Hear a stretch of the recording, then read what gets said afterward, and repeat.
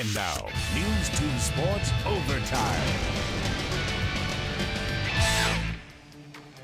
A close call for the Clemson Tigers in Aggieland last night.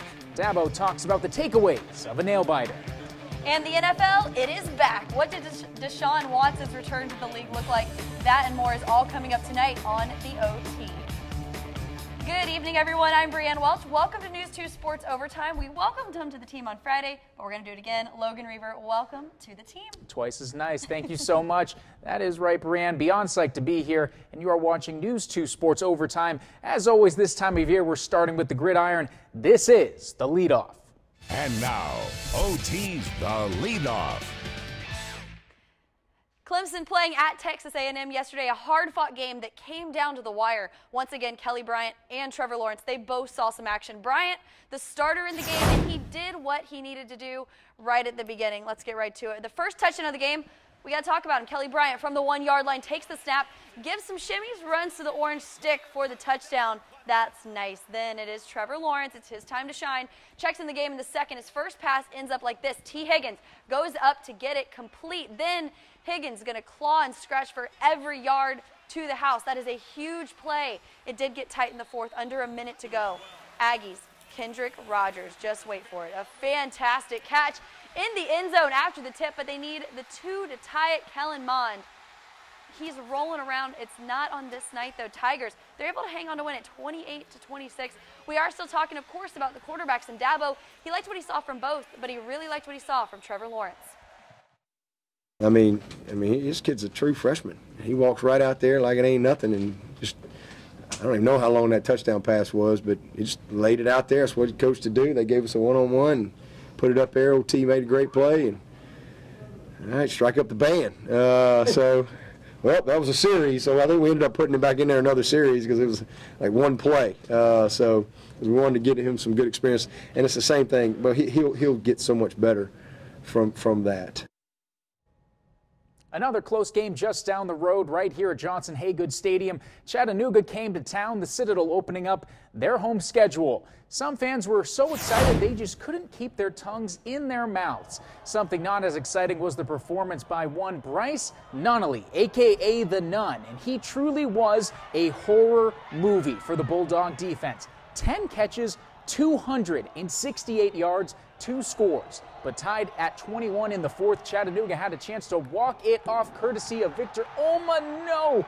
Doink off the post, and the Dogs are reborn in OT. Jordan Black showing it, the keeper from 5 yards out. And all Citadel needs is one more stop. But Chattanooga would go and score and have a chance to end it all right there because they went for 2. And it took all the guts in the world, and they pull out this. A reverse receiver pass, and guess who's tossing? The Nun again to Jordan Gibberti on the other end. Good night, Citadel. 29-28. They fall in a thriller. A great game indeed. Now this one, a hostile environment for Georgia. They had to come to Williams-Brice on Saturday for South Carolina. Will Muschamp, Kirby Smart. Let's get to football. On the opening drive, Jake Bentley's pass off the hands of Rico Dowdle, picked off by DeAndre Baker. He runs it back for the touchdown. So right away, the Gamecocks trail the Dogs. They're just going to keep adding to their lead early on in this one. This time, another DeAndre. This one, DeAndre Swift takes the handoff, runs around the edge, and in so early in the first, 14-0 Georgia. Then some trickery by the Gamecocks in the first. Bentley to Deebo Samuel, and he's going to throw it to a wide open Brian Edwards. Carolina only trails by a touchdown. We went to the half, Georgia leading 20-10. Then it got ugly for South Carolina. Dogs' first drive of the half ends like this. Jake Fromm to Hartman. Breaks the tackle on the sideline. He is in. Georgia just kind of rolling. They scored on all 3 drives in the third quarter. Carolina did add another touchdown. I know it's too little too late, but that was beautiful. Bentley deep to Edwards, a perfectly placed pass. Georgia, they go on to win at 41-17. After the game, Coach Muschamp immediately knew some of the things the Gamecocks need to work on.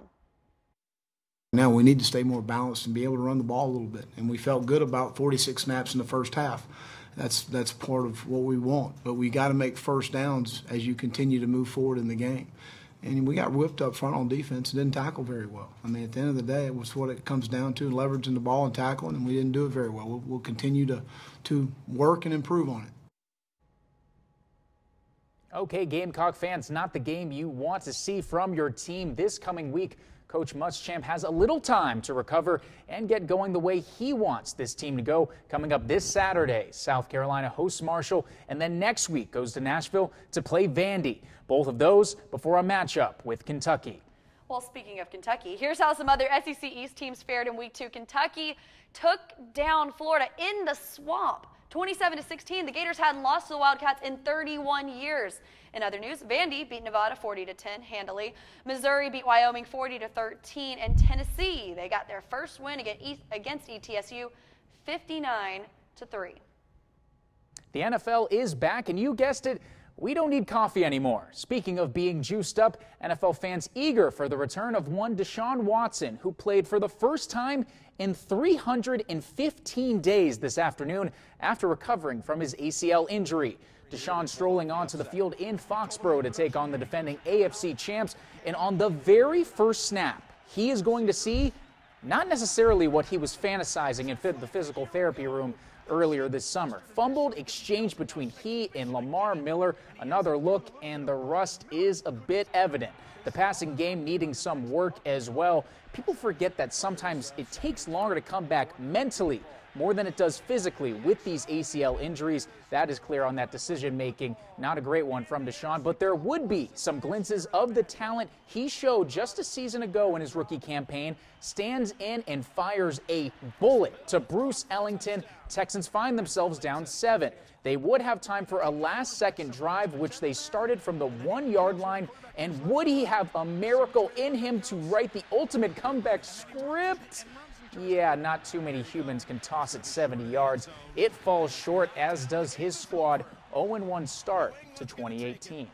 With the NFL season packed, that means 6-foot, 250-pound fashionistas come out of hibernation.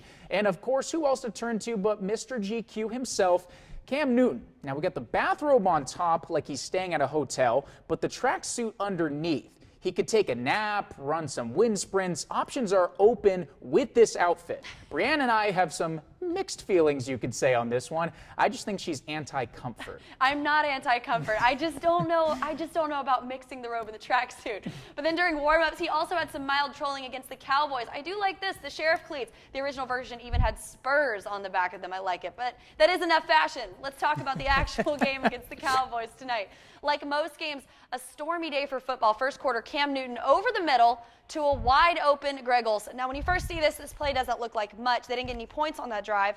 But on that play, something weird happened with Olsen. He came out later. We saw him on the sideline with a walking boot. Now, that's not something you want to see, but this is. Second quarter, Newton fakes the handoff, takes it in the 4-yard touchdown. Panthers up 7-0. Nice little celebration there. How about some defense? Dak Prescott, the Cowboys, steps up when the pocket falls apart, but K'Wan Short is there for the sack. Love to see that from the defense. Fourth quarter, on the goal line, Alex Arma drives hard up the middle for the touchdown. Carolina missed the extra point. It's 16-0.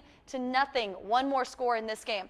This one, not from the Panthers. Prescott option, pitches to Ezekiel Elliott. He's in there. They go for 2, and they get it. It's 16-8. Carolina held on to this one. They start the season with a win at home. All right, well, this is the time in the show where we take a quick look back at some big storylines from Low Country High School football that we really need to keep an eye on and that we want you to keep an eye on coming up this week. Let's start with Fort Dorchester. They hosted Wando Friday night. A very interesting game, to say the least. We weren't expecting it to go the way it did. Here is a couple of the plays from this game. Khalil Jenkins, he's showing some great vision to get through the defense, picks up big yards. That did help the drive end with a field goal to make it 3-0 in the second quarter. And then on the kick return, Dylan McCarthy serves up spark plug for the Warriors that they needed. Great field position. They would end up kicking a field goal on the drive, makes it 3-3 before the half. It was 3-3 at the half. At the Fort, that's what we couldn't believe. The Patriots, they did eventually win it 17-3, but Wando put up a great fight. This week, weather permitting, the Patriots have a challenge at Berkeley. Wando hosts West Ashley.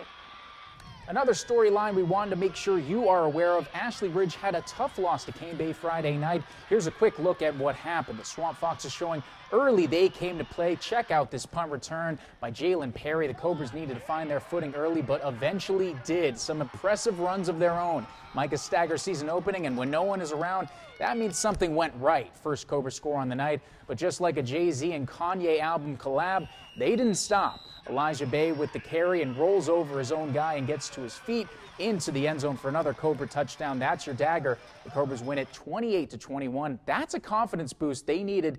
They've got another battle against Somerville coming up. Later on in the show, we do have more high school football for you, but it is time for a break. When we come back, some baseball and volleyball action. One local coach reaching a huge milestone. The OT Spotlight is next.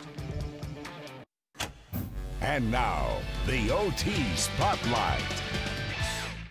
We talk football a lot this time of year, and rightfully so. But let's not forget about all the other high school sports and college sports going on right now. This week, the culmination of a lot of hard work resulted in a big moment at Wando High School.